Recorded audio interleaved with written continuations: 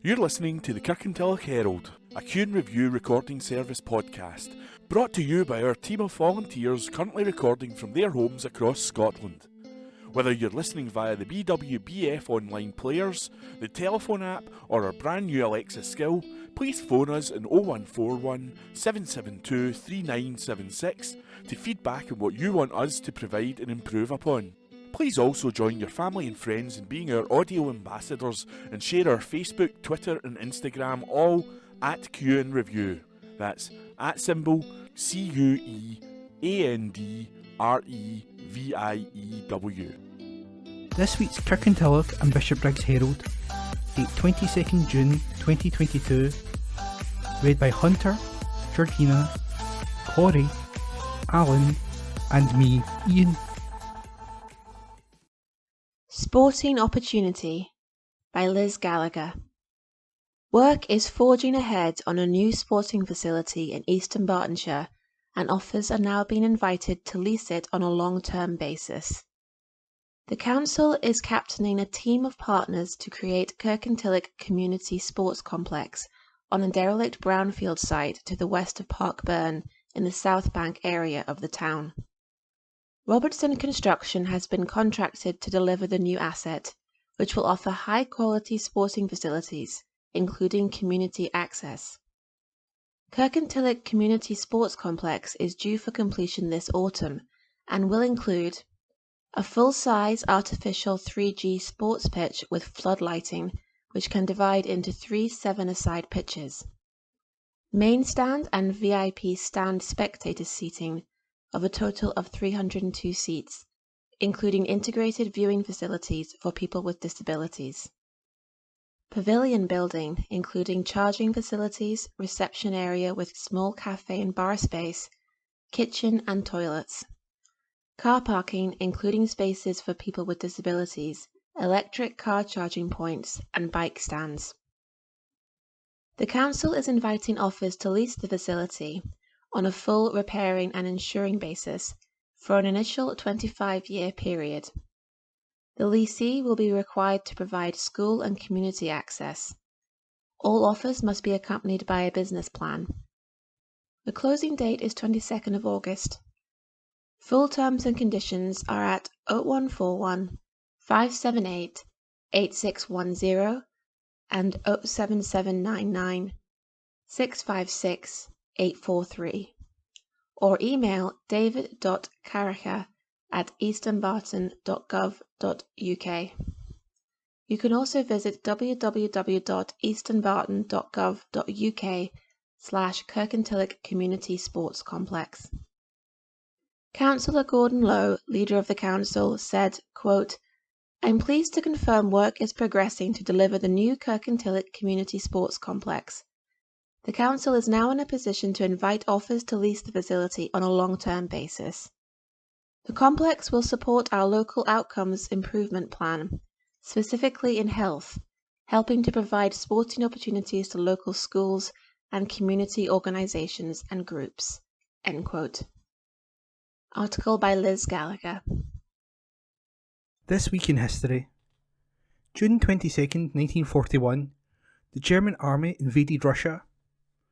On this day last year, the Duchess of Cambridge revealed she has become a beekeeper and offers schoolchildren a taste of honey from her hives at her Norfolk home. June 23rd, 1956, General Nasser became Egypt's first president after an election in which voting was compulsory and he was the only candidate. On this day last year, research suggested trust in news coverage had grown in the UK, with the coronavirus pandemic increasing the appetite for reliable and accurate reporting. June 24th, 1947, the series of flying saucer stories started when a pilot, Kenneth Arnold, reported seeing 9 disc-shaped objects over Mount Rainier, Washington. June 25th, 1968, comedian Tony Hancock killed himself in a hotel bedroom in Sydney, Australia.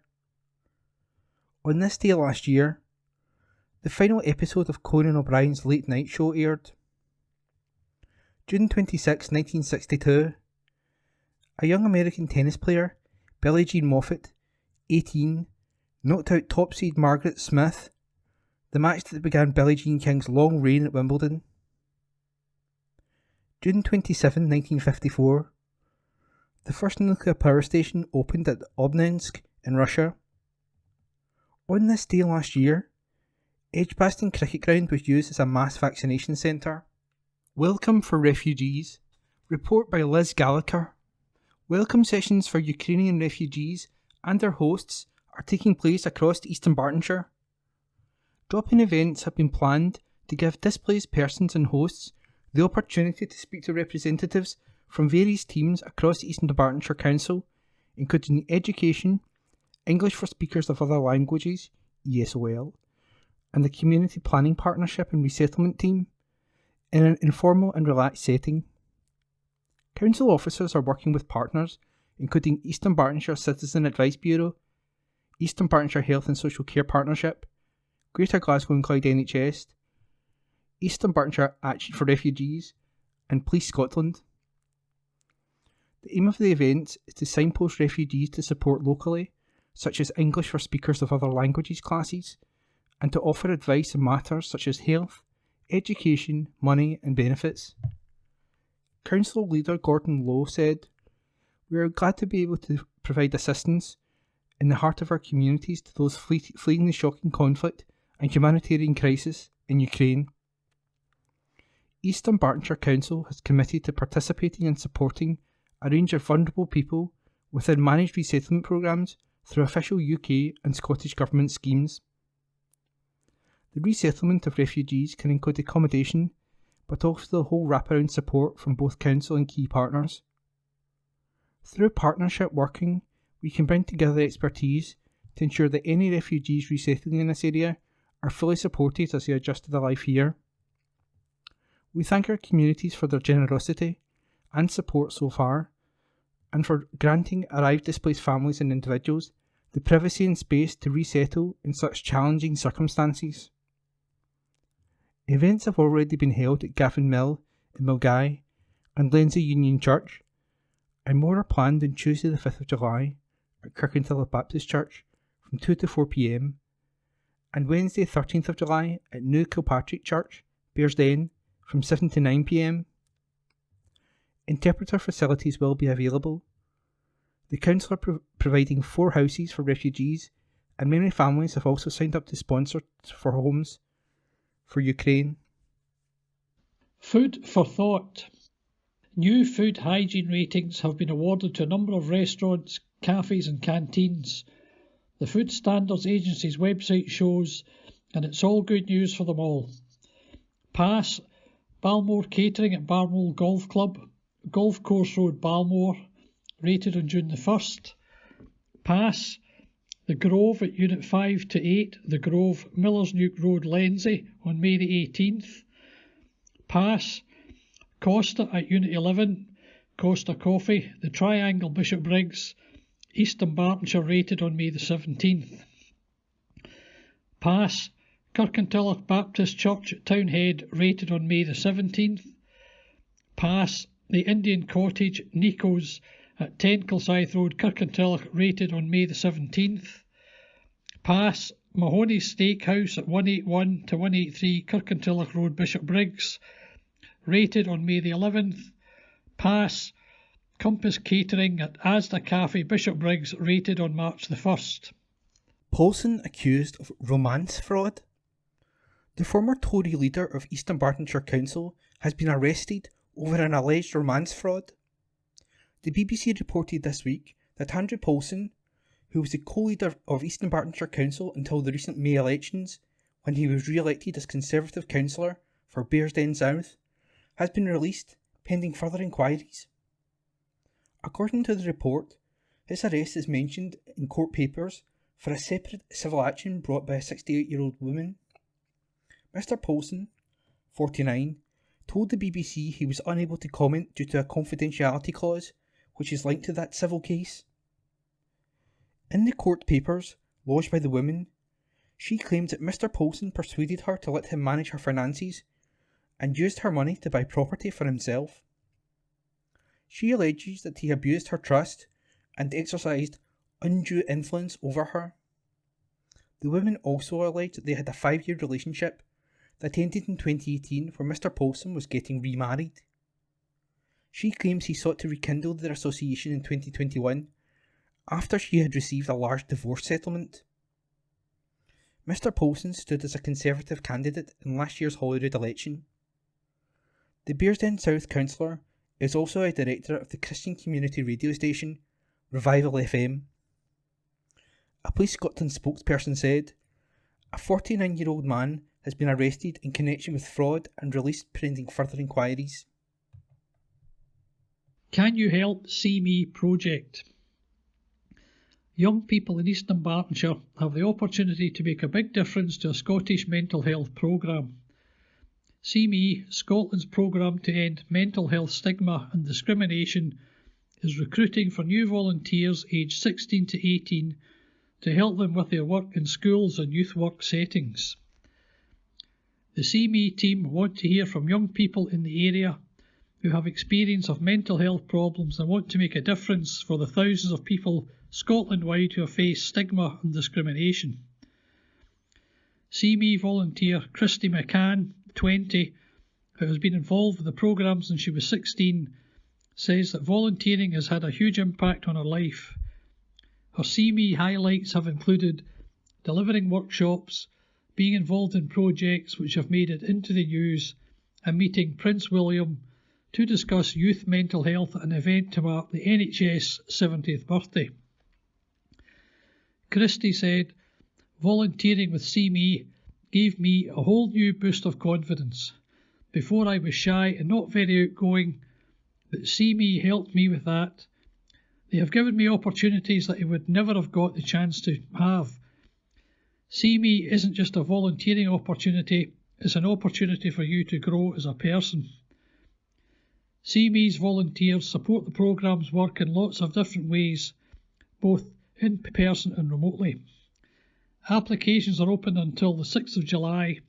Full details at seemescotland.org.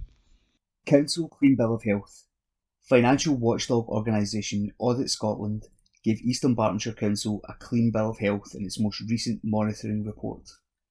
Although it made some recommendations for improvement, the report concluded it found the Council's financial statements to be accurate. It added, "In general, appropriate and effective arrangements were in place for financial management, financial sustainability, governance and transparency and value for money. We did identify some areas where there is scope for improvement. Auditors recommended faster processing of payroll reconciliations, a procedure which compares records to ensure accuracy." Council, be scam aware. The Council's Trading Standards Service is urging people in East Dunbartonshire to share their experiences of being scammed as part of a national campaign. Scams Awareness Fortnight is a national campaign from the Citizens Advice Bureau encouraging people to report and talk about the scams. This year's campaign will take place from the 13th to the 26th of June. Scammers can strike at any time, from mailing scams with fake lottery wins to online adverts for products which don't exist. They use various tricks and tactics to try and steal people's money, such as making contact out of the blue and piling pressure on people to agree to a deal on the spot. Victims of scams are often reluctant to talk about what happened to them, but the Council's Trading Standards Service wants to encourage more people to report scams so the authorities can chase down fraudsters. Reporting being scammed also means that people can receive advice on how to try to get their money back or any other steps they should take to protect themselves. Leaders of East Dunbartonshire Council, Gordon Lowe, said, "This national campaign is designed to raise the awareness of the types of scams that these unscrupulous fraudsters engage in. Knowing how to spot a scam is the best line of defence against being scammed. While scammers will always use tactics like cut price deals and pressure selling to draw people in, there are more ways for scammers to reach people with different bogus offers, from texts and emails to social media and online adverts. Scams are crimes that can happen to anyone, but we can all take a stand to help stop them. Our trading standards officers can offer advice and assistance on how to try to avoid scams and safeguard yourself and others in the community. We want to create a network of confident, alert consumers in East Dunbartonshire who know what to do when they spot a scam. I would encourage residents and businesses that have concerns about possible scam to contact the Council's Trading Standards team for help and advice. You can get in touch by telephone on 0300 123 4510 or by email at trading.standards@eastdunbarton.gov.uk. MSP, Chance to Prosper. Local MSP Rona Mackay has welcomed the publication of the first in a series of documents from the Scottish Government which shows how Scotland and the UK compares to other similar-sized independent European nations on key comparators. Rona Mackay, MSP, said, "Scotland has everything it takes to be a hugely successful nation, yet Westminster control has held it back while comparable countries of a similar size prosper. Independence gives Scotland the opportunity to fulfil its full potential to be a fairer, greener and more equal nation. It puts the power into the hands of Scotland, not Tory governments that Scotland didn't vote for. A decade of Tory austerity coupled with a Brexit that Scotland didn't vote for has made us poorer. As the cost of living crisis deepens for people across Strathkelvin and Bearsden, it's right the Scottish Government lays bare the cost of living with Westminster in this series of papers." Reward for Workers' Efforts in Pandemic by Neil McGrory. In recognition of their efforts throughout the pandemic, all employees of North Lanarkshire Council are to be given an extra day off. The additional holiday will need to be taken during the next 2 years. It is a reward for workers going above and beyond throughout the crisis to deliver vital services at times when North Lanarkshire had some of the highest coronavirus infection rates in the whole of Scotland. During a meeting of the full council, Deputy Leader Tracy Carragher said, quote, "Over the last 2 years, we know there have been significant challenges faced by many in our communities.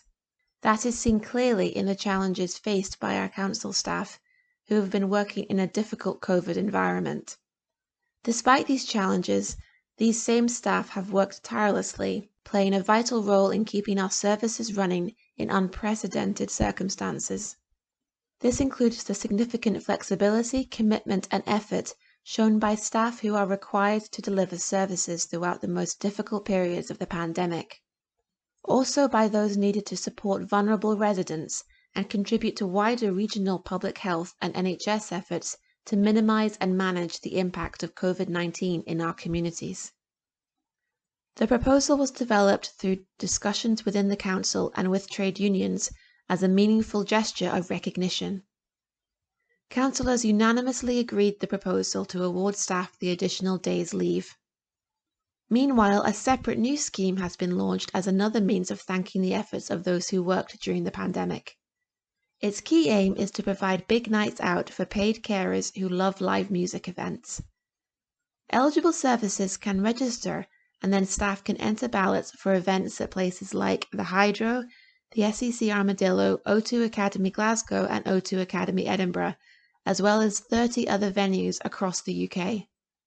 Ballot winners will receive a pair of free tickets for these high-value nights out on payment of a £4.50 booking fee. Full details on how to enter a ballot can be found at www.concertsforcarers.org.uk. Article by Neil McGrory. Views sought. East Dunbartonshire Council wants to hear people's views on short-term lets in the area before a new licensing scheme is introduced in October. The Civic Government Scotland Act 1982, Licensing of Short-Term Lets Order 2022, passed by the Scottish Parliament, states that all local authorities in Scotland must introduce a licensing scheme for properties operating as short-term lets. The Council's draft short-term lets policy focuses on ensuring that an efficient, effective and proportionate licensing scheme is put in place which meets the needs and circumstances of East Dunbartonshire whilst supporting applicants.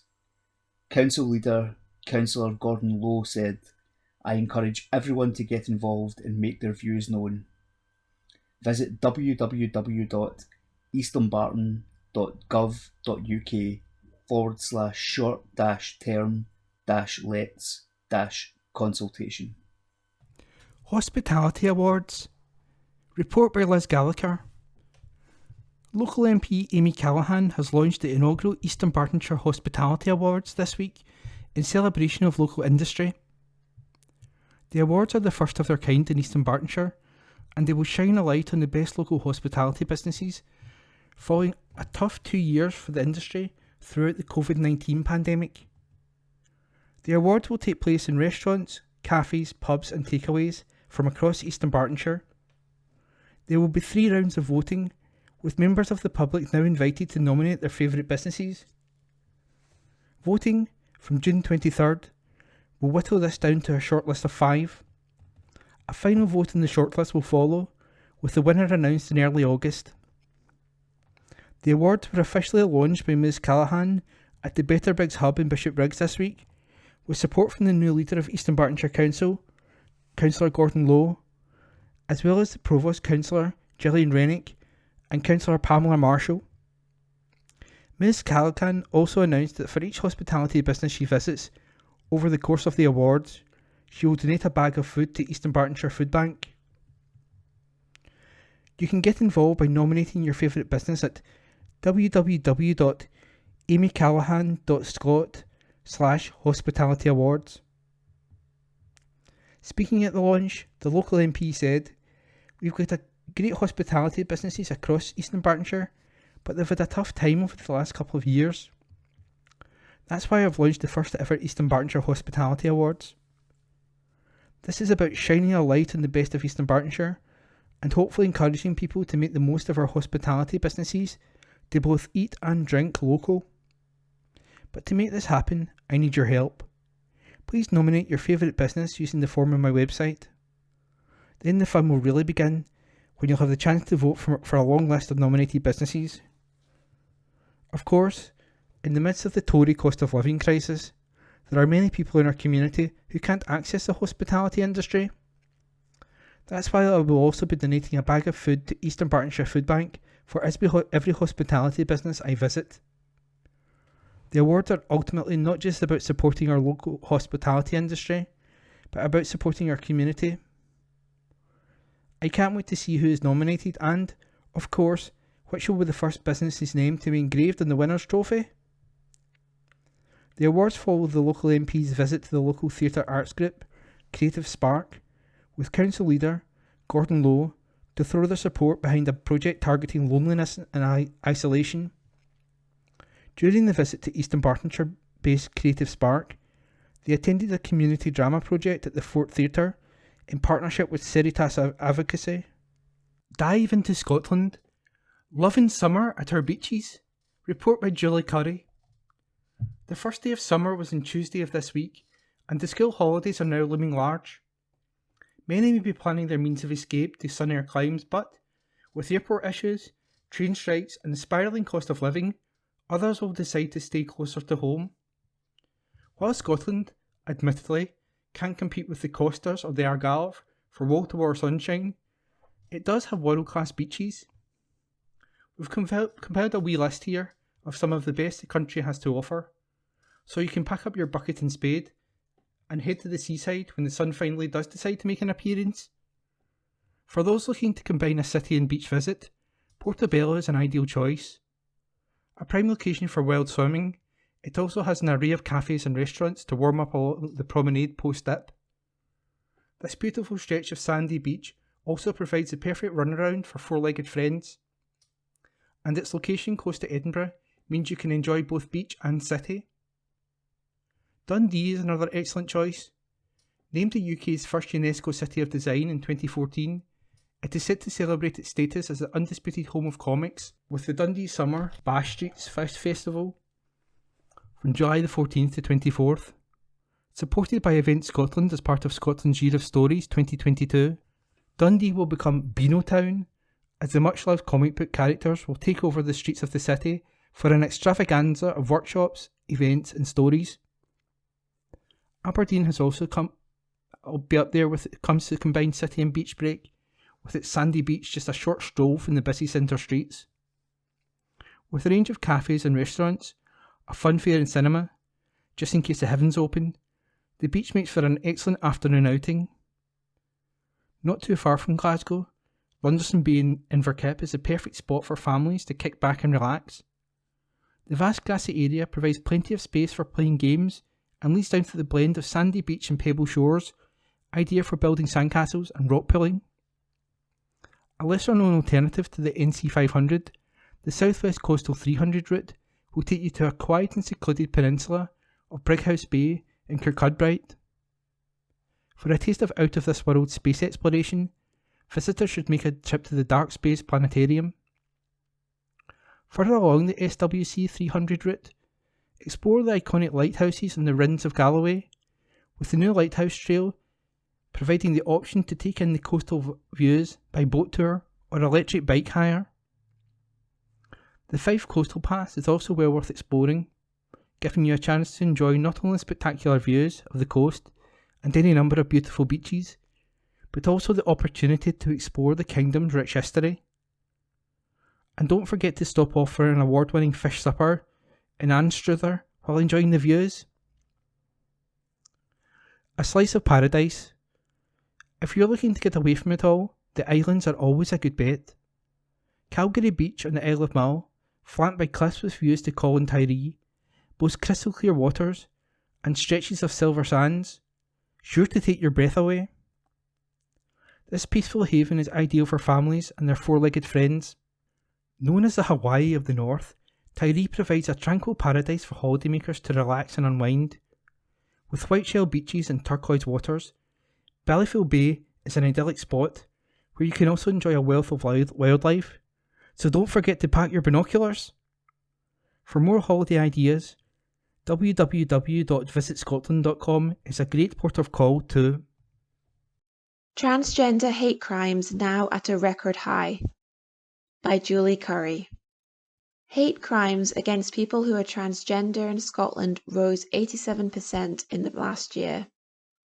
The figure was contained in the Hate Crime in Scotland 2021-22 report, released this week by the Crown Office. It recorded 84 charges aggravated by transphobia in 21-22, compared with 45 the previous year. Racially aggravated incidents remain the most common form of hate crime, with 3,107 charges filed over the same period, a decline of 7%. However, hate crimes towards people with disabilities rose by 44% to 666. It is the first time these crimes have overtaken those aggravated by religious prejudice, of which there were 512. Overall, the number of hate crime charges reported was 5,640, marginally less 0.2% than reported in 2020-21. Lord Advocate Dorothy Bain QC said, quote, "Hate crime has damaging consequences for individuals, our communities, and society as a whole. No one should find themselves targeted or abused for the simple act of being who they are. We would urge any victims or witnesses to such crimes to come forward and report it. They can be confident that Scottish prosecutors are committed to a robust approach to every report of hate crime they receive." End quote. Hate crime legislation currently covers offences aggravated by a victim's race, religion, disability, sexual orientation, and transgender identity. Last March, MSPs passed a controversial new hate crime law, which has yet to be introduced. The legislation will consolidate existing law and extends protection for vulnerable groups. It also includes a new offence of stirring up hatred. The majority of hate crime charges contain a racial element. However, the proportion that contain a racial element has decreased from 75% in 2012-13 to 55% in 21-22. The proportion of hate crime charges that relate to sexual orientation has increased from 13 to 32% over the same period. In 2021-22, the first time the proportion relating to disability, 12%, was higher than that relating to religion, which was at 9%. The number of charges with a sexual orientation aggravation increased by 10% in 2021 to 22, to a total of 1,781. Article by Julie Curry. Words are powerful. The work of 4 Scottish contributors has been published in a new charity book of poetry and short stories celebrating Ukraine. All proceeds from the sale of Hope for Ukraine, published by Tim Saunders Publications, are being donated to the Sunflower of Peace Foundation, a non-profit organisation which provides medical and humanitarian aid in the areas worst affected by violence in Ukraine. Tim Saunders said, "Publishing this book is the best way that I can help Ukraine. Words are extremely powerful, positive words even more so. The book contains work from more than 40 contributors from across the UK, Ireland and Australia, including Scots Lee Montgomery Hughes, John F. R. Monroe, Roger Knight and Leela Gautam. Hope for Ukraine is available now, both in ebook and paperback format, from Amazon." Area gains top mark for school leavers. New statistics have shown 95.5% of pupils across East Dunbartonshire were in a positive destination within 9 months of leaving school last year. The latest figures show that 1,323 local school leavers went on to work, training or further study. Across Scotland, the statistics show that 93.2% of pupils overall who left school last year were in a positive destination, which includes work, training or further study 9 months later, up from 92.2% in the previous year. The figures also show a record proportion of young people from the most deprived communities going on to positive destinations, and the gap between school leavers from the most and least deprived areas achieving positive destinations narrowed to a record low of 7.5 percentage points. The gap has now more than halved since 2009-2010. Strathkelvin and Bearsden SNP MSP Rona Mackay said, "It is brilliant to see 95.5% of pupils across East Dunbartonshire are going on to positive destinations, whether that be work, training or further study. After what has been a significantly challenging couple of years for our young people, all credit must be given to them for overcoming the challenges and the hard work of them and all those who have supported them. I am grateful that the SNP Scottish Government is ensuring that strong action is being taken to fulfil our commitment to get it right, our every child, providing the support and environment to give all our young people the best possible challenge to succeed, no matter what their background. From investing in tackling the poverty-related attainment gap, free tuition, or introducing the Back to Work jobs grant for people aged 16 to 24, the SNP and government is taking actions to prioritise young people in East Dunbartonshire. Whilst opposition parties continue to paint a bleak picture of what young people in Scotland are achieving, the reality is that real progress is being made as a result of SNP's action. One of the largest barriers standing in the way of their future prospects is being tied to a Westminster government holding communities and sectors back. The figures were released in Scottish Government's summary statistics for attainment and initial leaver destinations. Scotland's census. People in East Dunbartonshire are being encouraged to take part in the next phase of Scotland's census. The Census Coverage Survey (CCS) is the second largest social research exercise in Scotland after the census itself, covering around 1.5% of households, including some in East Dunbartonshire. Together with census data, it helps to provide an accurate estimate of Scotland's population and the people within it. The survey will be conducted door to door by staff carrying identification. Jerry Corns, Chief Executive of the Council, said, "The Census Coverage Survey is an important part of the census process and we encourage residents to take part if they are invited to do so. It takes around 10 minutes and is confidential." Have a say on the future of our ambulance service. Report by Julie Curry. The Scottish Ambulance Service, SES, is asking Scots to share their views on its draft 2030 strategy as it looks to shape its service to meet the needs of a changing population. The strategy will help improve care to patients by anticipating needs and responding to those as quickly and safely as possible, delivering the right care in the right time in the right place. After launching a discussion document in April, SAS initially asked for input from internal and external stakeholders. This feedback was taken on board, and now people are being urged to give their input on how to improve services over the coming years. Pauline Howie, SAF Chief Executive, said, "The last 2 years have profoundly impacted our health, economy, society, and our service. We have sought to deliver the best care we can throughout the pandemic, but we know the impacts of COVID-19 are still felt acutely by individuals, our staff, and the wider health and care system. The environment in which we operate is changing, and we need to adapt to meet the changing needs of our population, which is steadily growing. Our top priorities are patient safety and staff welfare. Our brilliant staff have provided feedback, which is invaluable, and the public's feedback will be equally as important for us to look at as we look ahead to the future. We really want to hear from people all over Scotland about their experiences, what they would like to see improved, and any challenges and issues in their local area. To achieve our aims, we need to collaborate, design and deliver the service change with our staff, volunteers, public, patients, local and national government, community groups, charities and voluntary organisations. The closing date for feedback is July the 11th. Download the draft strategy and provide feedback at www.scottishambulancesservice.com. The Scottish Ambulance Service employs over 5,000 highly skilled staff. It provides an emergency ambulance service to a population of over 5 million people, serving all mainland and island communities. Its patient transport service also takes around 1 million patients to and from hospital. Each year, SES has responds to over 1.5 million calls. Opinion. Let's talk. This week's letters page from the Kirkintilloch and Bishopbriggs Herald. Please send your letters via email to kirkyherald@gnscotland.co.uk and write letters in the subject field.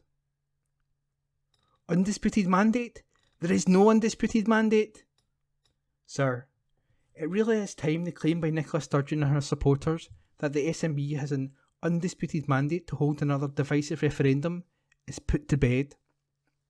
Based on voting result from last year's Holyrood election, the figures for pro-union v pro-separation votes are so close, less than 1%, that no party can claim to have an undisputed mandate. At the Scottish Council elections this year, the number of pro-separation parties, councillors, elected was 488, and pro-union party councillors elected was 583. These figures do not include independent councillors elected. There is no mandate, and Ms Sturgeon and her followers should drop that claim. The First Minister's desire is for a wealthier, happier and fairer Scotland, and she wants to hold a referendum to achieve this. She has had 7 years to create a wealthier, happier and fairer Scotland, and has spectacularly failed on each of these aspirations. The bile, divisions and rancour which nationalism/separation has created is a stain on Scotland and its people. It is not a happy place. Once the real facts and figures of the SNP proposals are known, if we ever get the real facts, Scotland will see what a dire future is ahead of for an independent country. After all, Andrew Wilson keeps telling us, independence will be hard. Just how hard they won't say, and why would any government want to make life hard for its people? Yours etc., Douglas Coe. Address supplied. If you don't like tune, shoot Piper. Sir, so Boris is considering not replacing the ethics advisor following the resignation of Lord Geit? It's not surprising, given that he took no notice of what Lord Geit advised in the first place, that he now is changing the rules to get the vitally important function to suit his own view of what is right and wrong. Lord Geit, as a man of honour, properly quit himself after applying ethics to himself due to ministerial interests. I suppose that it is now a case of Boris changing the system to cover up oversight of what shreds of ethics remain at Westminster. If you don't like the tune, shoot the Piper. Yours etc., John Cutland, by email. Evidence is we will be worse off. Sir, Nicola Sturgeon tells the nation once again that she has a mandate to seek another referendum. She says that we will be better off as a small independent country, but does not give any evidence to support her claims, and certainly does not provide any financial or economic reasons. All the evidence that is available suggests that financially we will be much worse off. VAT and income tax will rise, we are already 21p in the pound standard rate, and we should not mention health, education, ferries or airports, and don't even talk about potholes. The best solution to the independence question is for Boris Johnson to tell Nicola Sturgeon, you can have another independence referendum, and by the way, you can have another one after that if you want. Yours, etc., James McIntyre. Address supplied. Our taxes are helping rich buy electric. Sir, at last some good news. The present grant for electric cars of £1,500 has been terminated. More than 11 years ago, it was £5,000 for a car with CO2 emissions of less than 75 grams per kilometre. The grant has been steadily reduced over the years, from 5,000 to 3,500 to 3,000 to 2,500 to 1,500 and now, thankfully, zero. Since 2020, £2.5 billion of taxpayers' money has been paid. Why have taxpayers been forced to fund these rich enough to buy an electric car? Yours, etc., Clark Cross, by email. Yon bonny closed banks. Sir, the Royal Bank of Scotland sent me a new debit card. On the front is a colourful picture of a beach hut. Nothing about the photo brings Scotland immediately to mind. Why not scenic mountains or lochs? Or one of our famous landmarks? Or, to bring things closer to the RBS home, could they not have used a photo of one of the many local branches they have closed in recent years? Yours, etc., Richard Gordon, via email. Opinion: Amy Callaghan MP. A wealthier, happier and fairer land. Scotland's not too wee or too poor to be independent. We're not any of the empty soundbites the Prime Minister or his mates might use to put us down. The discussions we'll soon have about the future of our country shouldn't focus on whether we can thrive as an independent nation. They should focus on how best to build a better nation we all want to see and live in. The time to begin those discussions is now. A lot has changed since 2014, but the fact remains we can be a wealthier, happier, fairer nation with the normal powers of independence. You don't need to take my word for it, you only need to glance at other European nations of a similar size to Scotland, and that is precisely what the Scottish Government has done with the publication of Independence in the Modern World. This is the first in a series of papers that outlines the refreshed case for Scotland to become an independent country. The paper compares 10 European countries of a similar size to Scotland and shows that these countries outperform the UK. Let's look at pensions. A pensioner in Denmark receives £371 per week. In the Netherlands they get £254 per week, and Irish pensioners receive £212. Pensioners in the UK, however, receive a woeful £183 per week. This forces our older generations to top up their pensions with personal savings and occupational pensions to a much higher level than the OECD average. The UK's shocking level of support for our older generation is set against the worst cost of living crisis of any G7 country, and inflation running at double the rate of France. This is a direct result of Brexit, and there is a broad consensus things will only get worse. Brexit was an act of economic vandalism, locking us out of free trade with our largest market, and ending freedom of movement has limited the opportunities available to our young people. It has impacted all our lives, and silly blue passports are the least of it. It has also badly affected businesses here in East Dunbartonshire.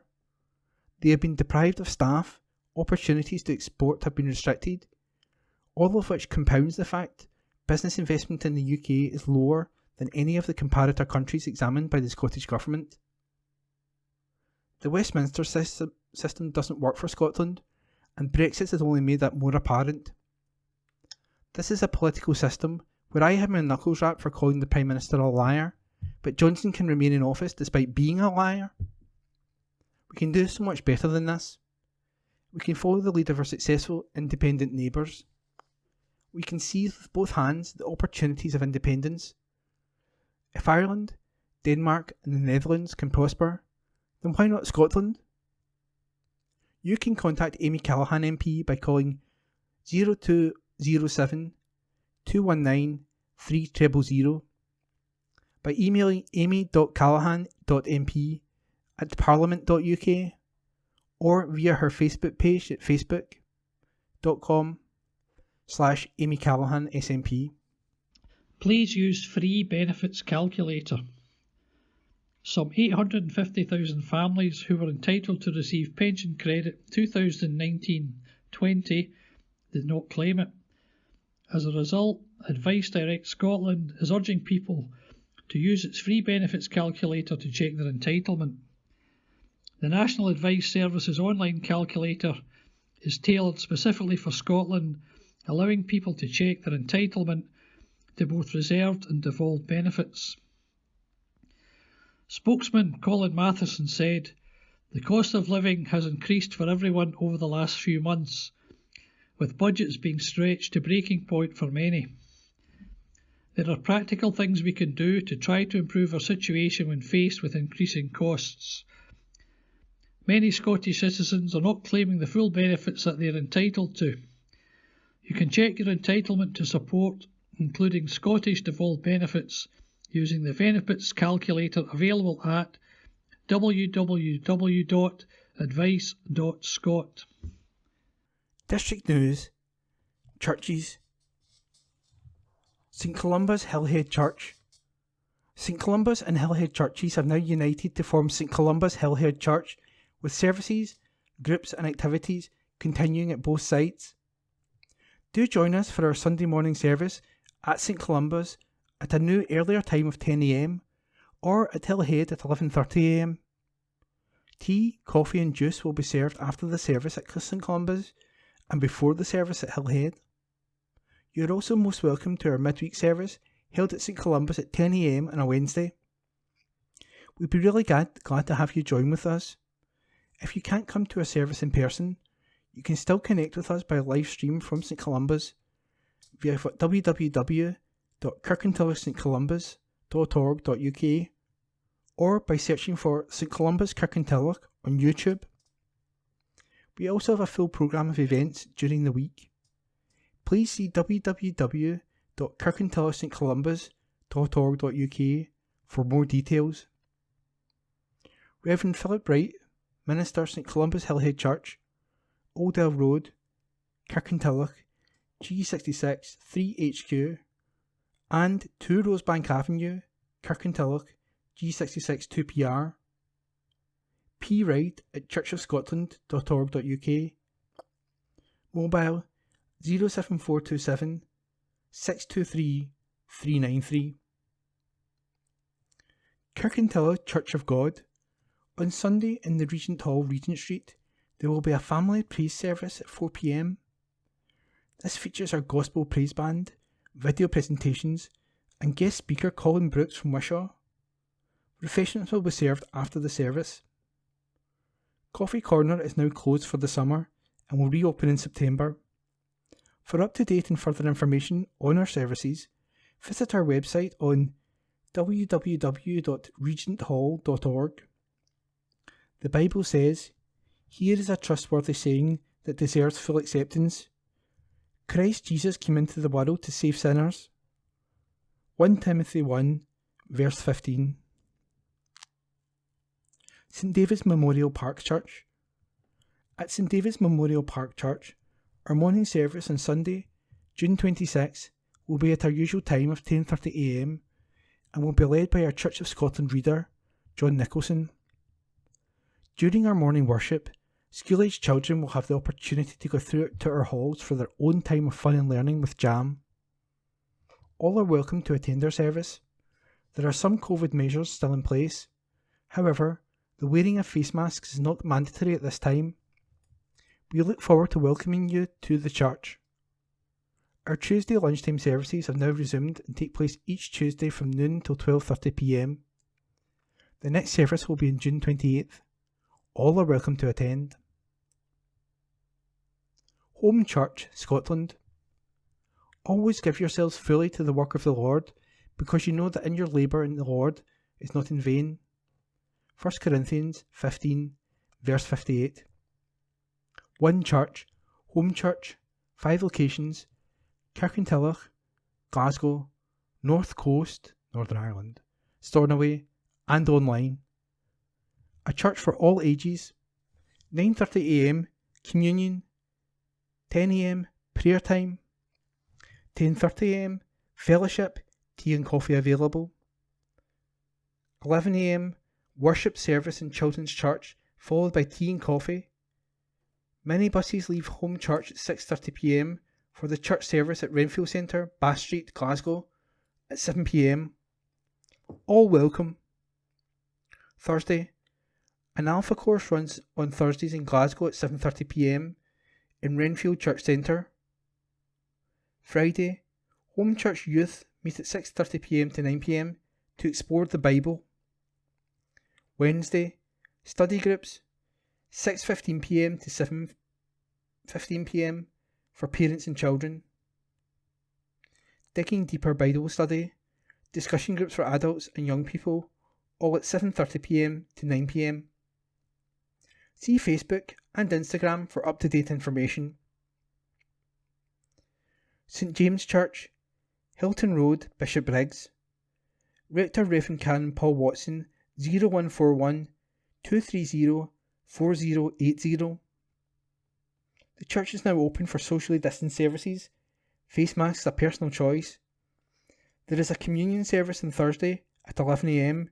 and on Sunday, June the 26th at 10:30 a.m.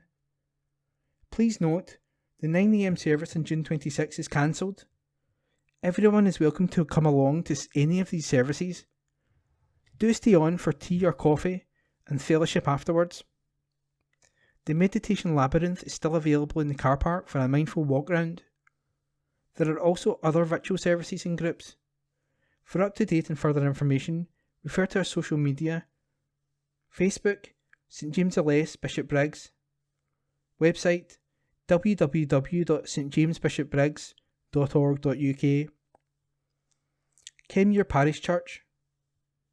Our Sunday morning service begins at 11 a.m. and this will be led by Anila Allen and Jim Wright. The service will be followed by a time of fellowship, teas and coffees in the hall. Seating restrictions and the need to wear masks while at worship have finally been removed. However, for those who would still prefer to be socially spaced, we are reserving the pews on the right hand side. The wearing of masks we leave to personal choice throughout the sanctuary. The service will be live streamed on YouTube and can be found by searching for Kenmure Bishopbriggs. Details of all our groups that are currently running may be found on website kenmure-church.co.uk. To find us on Facebook, just search for Kenmure Parish Church. If you would like to join our WhatsApp group or receive the Bible studies from ABC, then email us at kenmurechurch@icloud.com. Lenzie Union Parish Church. Sunday worship on June 26th will be led by Reverend Dan Carmichael at 11 a.m. in the church. There will be a baptism during the service. A live stream of the service is available on YouTube via our website. Sunday chat is at 12:30 p.m. on Zoom. Face coverings are now no longer required in church services, though face coverings should continue to be worn in the 2 areas where 1 metre social distancing remains. The Meeting Place coffee shop is open on Wednesdays 10 a.m. until 11:30 a.m. in the new hall. Meet your friends and enjoy a chat over a cup of tea or coffee. Everyone, from the very young to the young at heart, is welcome to join us, where we also have a good selection of greetings cards and second-hand books for sale. Lenzie Church of Scotland, Joint Summer Services, July 3rd, 10th and 17th at Lenzie Old Parish Church, led by the Reverend Louise McClements, and July 24th, 31st and August the 7th at Lenzie Union Parish Church, led by Reverend Dan Carmichael. All services start at 11 a.m. Springfield Cambridge Church. Morning worship on Sunday, June 26th, will be led by Reverend Ian Taylor and Assistant Minister Reverend Edson Duque de Castro at 11 a.m. in the sanctuary. The Sunday school joins us for the beginning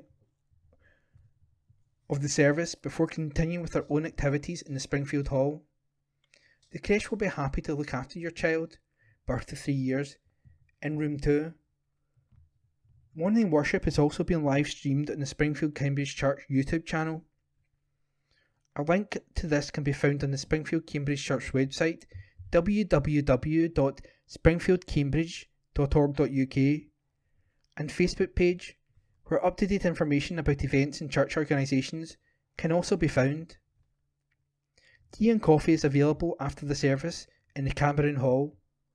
Come along and enjoy the fellowship.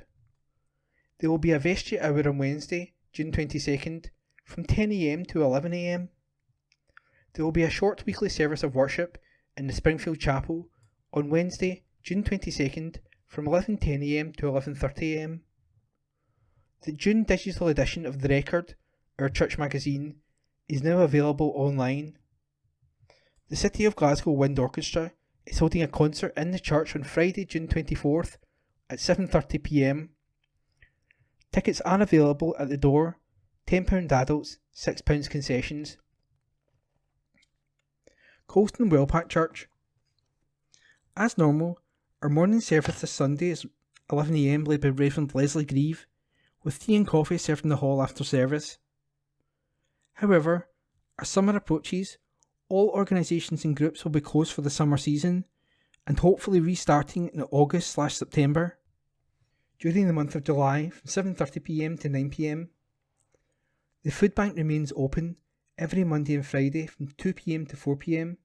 and again, our sincere thanks to all who continually donate to this worthwhile cause. Follow our church services on Facebook at Colston Wellpack Parish Church, and if you require further information on any of our church activities, contact Leslie Grieve on 07813 255 052. Torrens Parish Church. You are assured of a warm welcome in our morning service at 10:30 a.m, and the youngsters meet together at Junior Church, Frog and Connect, and there is a creche available. During the school holidays there will be a holiday Sunday school. The Wednesday cafe will be closed from June 22nd and will reopen at 9 a.m. on Wednesday, August 17th. To join the service online, check out torrensparishchurch.online.church. To find out what's on, check the website at www.tpc.org.uk. St Mary's Parish Church. The service on Sunday, June 26th, will begin at 11 a.m. and be taken by the Reverend Dr. Ruth Morrison.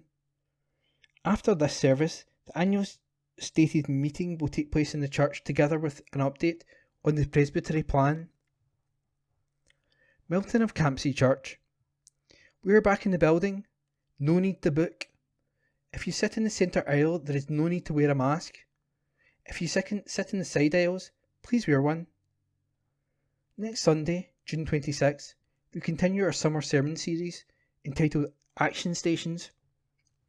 Our station will be Samaria, where the sorcerer Simon offers money to Peter.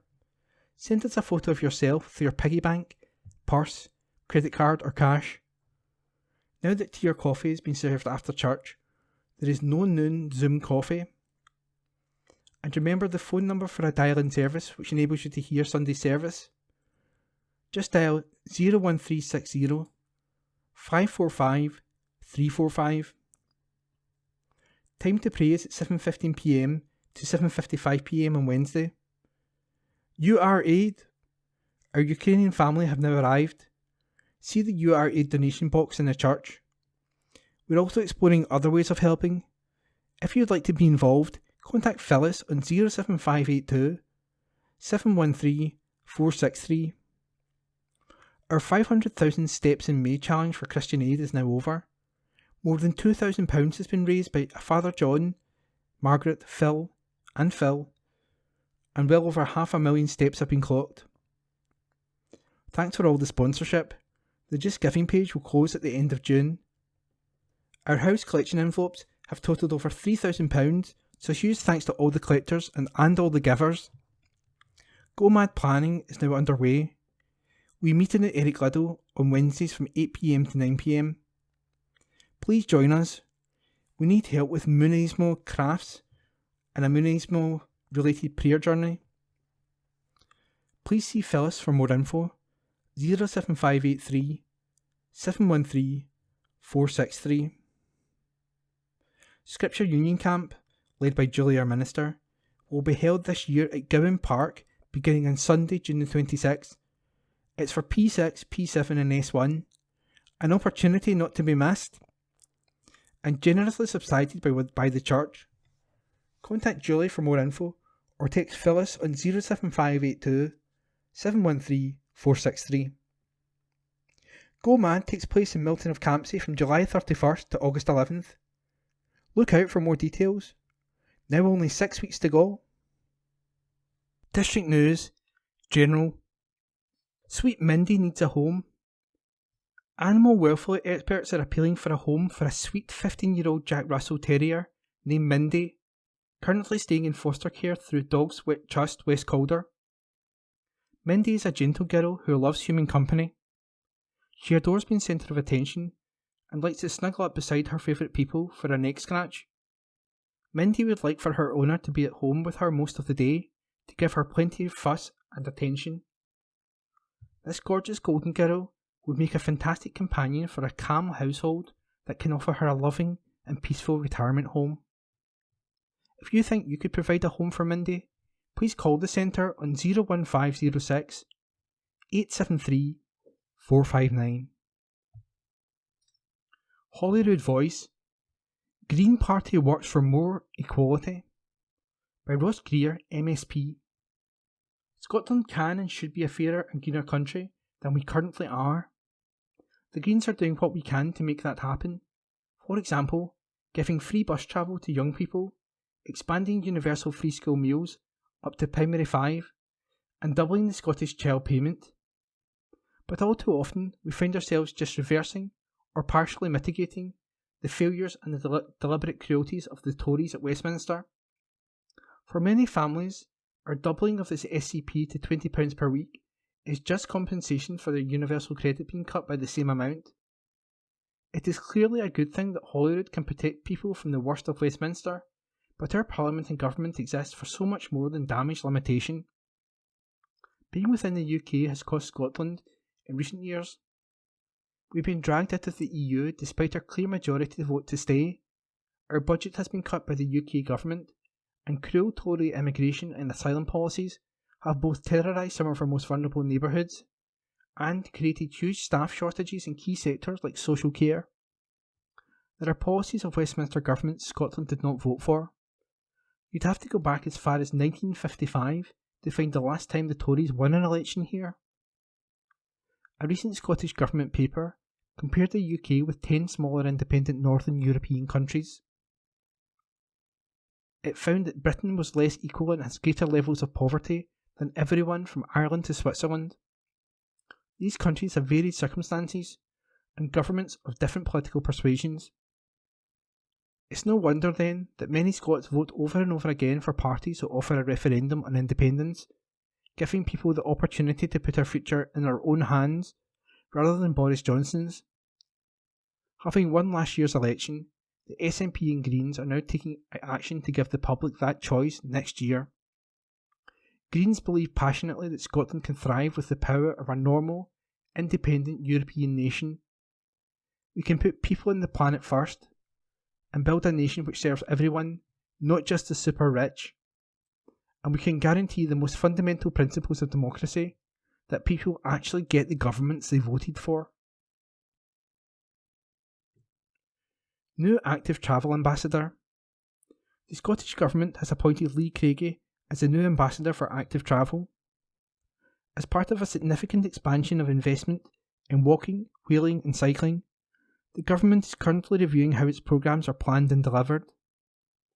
As an evolution of her previous role as Active Nation Commissioner, Lee has agreed to continue to support the transformation for the next 15 months, focusing on public engagement, access to bikes, and providing an independent perspective on progress. For more information on how we are working to build an active nation, visit www.transport.gov.scot/activenation. Shared interest. Two of Scotland's largest landowners are seeking ways to work closer together where public forestry and land is adjacent to the country's rail network. Teams from Scottish Government Agency Forestry and Land Scotland, FLS, and Network Rail met to discuss ways in which they could work together to manage the risks and challenges that both organisations have on land where they are neighbours. And the outcome could be financial savings for the taxpayer, including improved resilience and reliability of our rail network, as well as day-to-day operational matters such as track access and supervision and the removal of dead or diseased trees adjacent to operational railway. The discussions also covered integrating work programmes to deal with wider issues such as integrated drainage to improve water management, reducing the risk of slope failure or rockfall. Jonathan Callis, Senior Asset Engineer for Network Rail Scotland, said, "Where do we have two large landowners with so many areas of mutual interest, there is a real value in taking a step back from the day-to-day interaction to look at what we can be doing better, different or more efficiently. Gaining an insight into the other's operational challenges and areas of experience and expertise will help lay the foundations for a closer working relationship that will help avoid incidents and costs and to better utilise resources." Public notices. Traffic notices. Town and country planning, (development management procedure), Scotland, Regulations 2013, Regulation 20, (2). These applications, with the associated plans and documents, can be inspected online using the simple search at www.eplanning.northlanarkshire.gov.uk/online-applications/ or at the local office below. Anyone wishing to make a comment can do so online or in writing within 14 days of this notice, or in the case of a listed building, LBC, 21 days. Application number 21//00696/FUL. Site location. Site to north of 10 Gart Ferry Road, Christon. Proposed development. 3-storey flatted block, 4 by 2 bed flats. Application number 22/00694/FUL. Site location. Site at Craignethan Drive, Gartcosh. Proposed development. Site enabling works including earthworks, construction of Suds Basin, drainage and associated development. Planning and Place Manager, Fleming House, Trist Road, Cumbernauld, G67 1JW, northlanarkshire.gov.uk. GVOL, Goods Vehicle Operations Licence. Mark Langslands Trading as Total Scaffolding Services Limited of the Shall Building, 73 Kilsyth Road, Glasgow, G66 1QF, is applying to change an existing licence as follows: to keep an extra 2 goods vehicles and 0 trailers at the operating centre at the Shall Building, 73 Kilsyth Road, Glasgow, G66 1QF. Owners or occupiers of land, including buildings, near the operating centres, who believe that their use or enjoyment of that land would be affected, should make written representations to the Traffic Commissioner at Hillcrest House, 386 Hare Hills Lane, that's HAREHILLS, Lane, Leeds, LS9 6NF, stating their reasons within 21 days of this notice. Representers must at the same time send a copy of their representations to the application at the address given at the top of this notice. A guide to making representations is available from the Traffic Commissioner's Office. Family announcements. Deaths. May Baird. Sadly, at Glasgow Royal Infirmary on Wednesday, June 8th, 2022. May, much loved mum of John, Stephen, Graham, and the late Elaine, Gary, and Alexander, and a loving grand to Emma, Paul, and Laura. Funeral service to take place at J&D Lawson Funeral Directors, 9 Kilsyth Road, Kirkintilloch, on Friday, June 24th at 11 a.m. and thereafter to Old Isle Cemetery. Alfie Cadenduff, peacefully at home on Monday, June 6th, 2022. Alfie, beloved husband of the late Anne, and loving dad to Ryan. Funeral service to take place at 10 a.m. on Friday, July 1st at Canner Freestone, 5 St Mungo Street, Bishopbriggs, G64 1QT. Thereafter to Cadder Cemetery, Bishopbriggs, arriving at 11 a.m. In Memoriam. Doris and Harry Coyle. Those we love don't go away, they walk beside us every day. All your loving family, kiss kiss. Lister, Annie and James, brackets Jimmy. In loving memory of our mum and dad, who passed away on June 25th, 2020, and dad on June 28th, 2009. Treasured memories, dearly held by all the family. Matheson, Robin. 15-year anniversary. Treasured memories of our much-loved nephew, Robin. Always in our thoughts and forever in our hearts. Love from Nancy and Norman. Kiss, kiss. Road test. Kia EV6 GT line. Fancy a cuppa? Get yourself an EV6. All electric Kia has some hidden talents, writes Rob Ochterloney. Sometimes when conducting a test in a car, it's the little extras that create a lasting impression. Like the V2L system in Kia's all-electric EV6, a car that's been picking up plaudits and awards in equal measure. Called vehicle to load. Basically, it means the car can power household kit like a kettle or even a microwave oven from its charging port. Seriously handy in a power cut, and I wouldn't rule them out in future if things can escalate further in Eastern Europe. Here we have an electric car that makes claims can charge faster than a Tesla at a rate of 235 kilowatts if you can find a charger that can deliver that. Best of luck with that, but it would get you up to 80% from 10 in under 20 minutes. Poles apart is the 44 hours needed, according to the display, to get back up to 100% from 46 on a 1.3 kilowatt basic household feed. The Korean manufacturer isn't new to electrification, with the e-Niro and Sol EV already in its ranks, and EV6 has a large 77.4 kilowatt battery to give all versions an official range of well over 300 miles. In RWD form, EV6 has one 226 bhp motor driving the rear wheels, giving performance that's pretty decent. 7.3 seconds is quoted from 0 to 62 miles per hour, though it seems swifter. Electric even. It's certainly quite agile, there's not a lot of leaning as you negotiate corners and roundabouts, and there's that feeling that it's well planted on the road. There's a firmness to the ride quality, but not in an uncomfortable way for the occupants.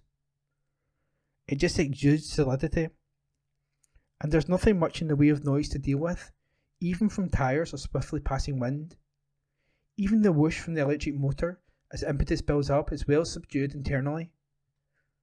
The driving position is slightly higher than in other EVs, but this is no SUV, but you could look on it as a statement buy. It's got bags of street presence with its wide body, distinctive front end look, and its sloping roof, and the curved light bar round its nether regions is pretty distinctive. The angled windscreen pillars don't affect your view out at junctions and roundabouts too badly, and the relatively high driving position gives you a good forward view. Its big rear pillars and rising window line make over-the-shoulder visibility a touch restrictive, but there is a reversing camera and rear sensors to help with parking. GT line trim and above adds to front parking centres, with range-topping GT line S models getting a 360-degree bird's eye view camera. All versions have a curved 12.3-inch touchscreen positioned high in the middle of the dashboard, which is easy to see and has a relatively user-friendly operating system. But sometimes there's a pause between pressing an icon and anything actually happening. Adjusting the interior temperature is easy thanks to physical dials on the dashboard, but there is a touch-sensitive panel below them for all air conditioning settings. All trims have Apple CarPlay and Android Auto smartphone mirroring, while GT line models and above get wireless phone charging from a pad close to your left hand. It's very well equipped, including seat back charging points and accessible to rear seat passengers. It looks suitably upmarket inside for an affordable EV, with plenty of gloss back and rubberized surfaces, and, typically of Kia, it all feels well put together. And it had to happen, didn't it? All the leather, on all trim levels, is vegan rather than the real thing. The car, in fact, Kia EV GT line, price £44,695, engine 77.4 kilowatt lithium iron polymer battery, power 225 British bhp, torque 258 pounds per foot, transmission single speed automatic, top speed 114 miles per hour, 0 to 62 miles per hour, 7.3 seconds, economy 328 mile range, CO2 emissions 0 grams per kilometre. Sport, read by myself, Corey. Games on for judo ace David, written by Darren Hudson. Bishopbriggs judo ace David Ferguson has been named in Scotland's squad for this summer's Commonwealth Games in the West Midlands. The 24-year-old and fellow East Dunbartonshire martial artist, maestro Rachel Tytler, are among an 11-strong squad announced by Judo Scotland to compete at the Birmingham-based Games in August. The pair, both making their Commonwealth Games debuts, know they'll have their work cut out to match the tally of 13 medals, including 6 golds, amassed by their country at the 2014 Games in Glasgow. But that's the target they're setting themselves as they train at the Sports National Centre at Ratho in Edinburgh.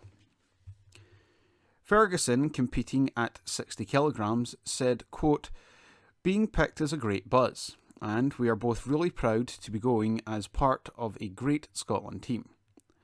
Training is really hard but enjoyable. Events like the Games only come along every so often, so we are hoping to do well."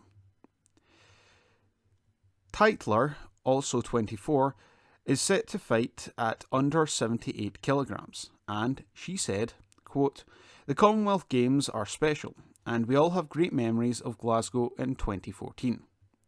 Normally we represent Team Great Britain, so the chance to fight for Scotland is a great honour."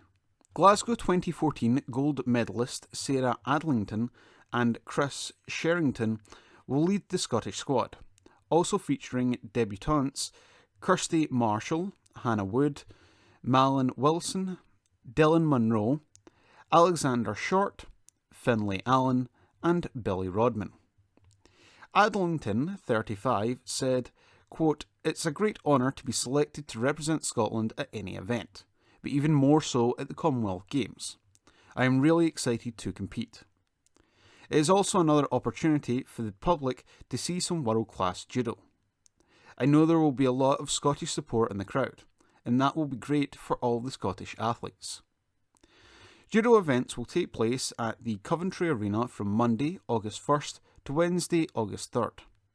Team Scotland Chief de Mission, Eleanor Middlemiss, added, quote, "It's a real honour to represent Scotland, and I am really pleased for the athletes who have been selected.